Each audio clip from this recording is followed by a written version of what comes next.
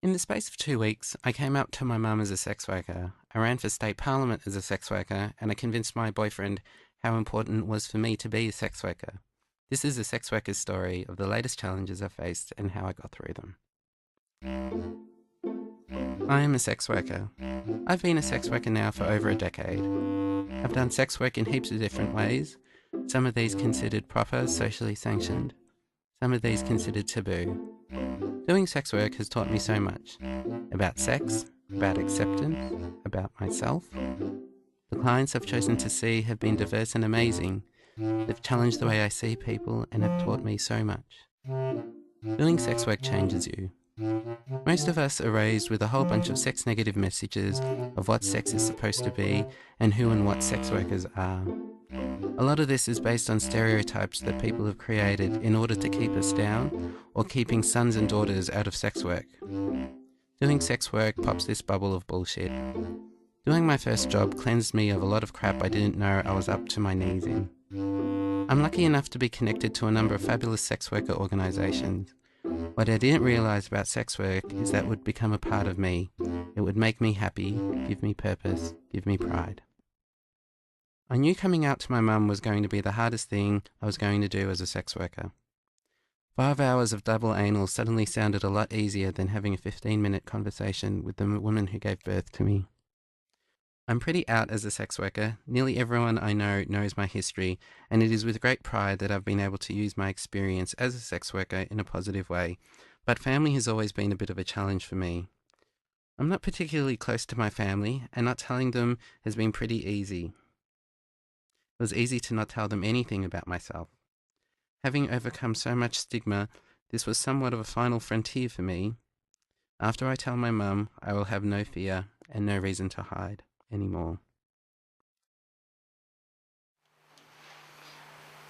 Hi, Mum. Sit down. We need to talk. I then proceeded to tell my mum about being a sex worker. Some stories were good, and other times I talked about how challenging it could be.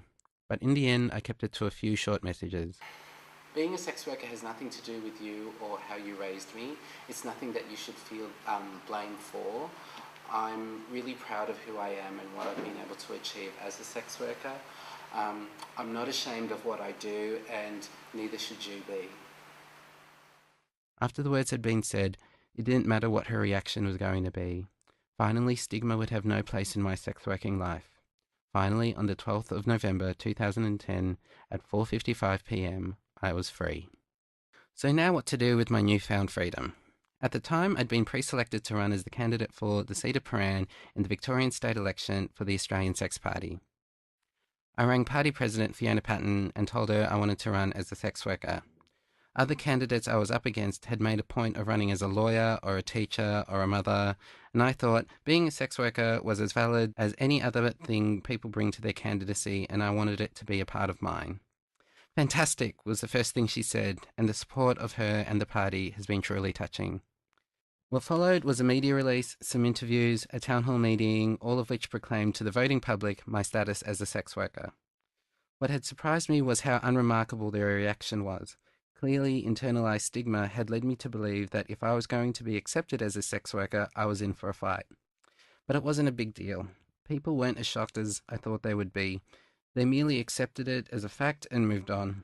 Part of me believes that because I took ownership of it, because I was telling people, not some media outlet looking for a scandal, not some spiteful person looking to bring me down, no one could use it against me.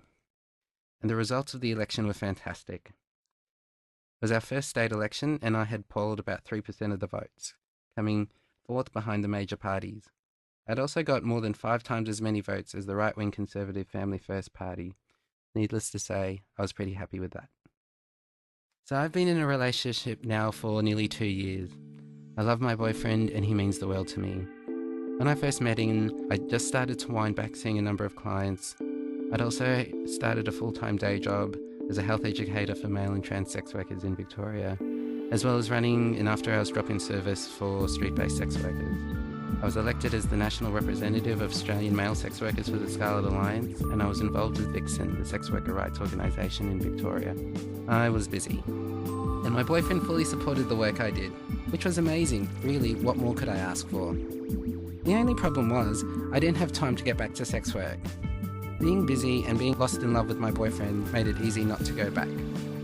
But as a sex worker, when I stop working, I know I shrink as a person. I'm less confident, I feel less in control of my life, and my self-image suffers. And while I let this happen, being in love with my boyfriend, we'd gotten to a stage where me going back to work was something we weren't used to. We'd nested in a space where me going back to work wasn't going to be as straightforward as we'd planned. After many a discussion, lots of tears, and fronting up with emotional honesty, we're in a place now where he's recognised what being a sex worker means to me.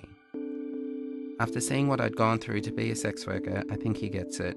Whatever happens, I know we'll be okay because I've got someone who loves me enough to understand how important it is for me to be working.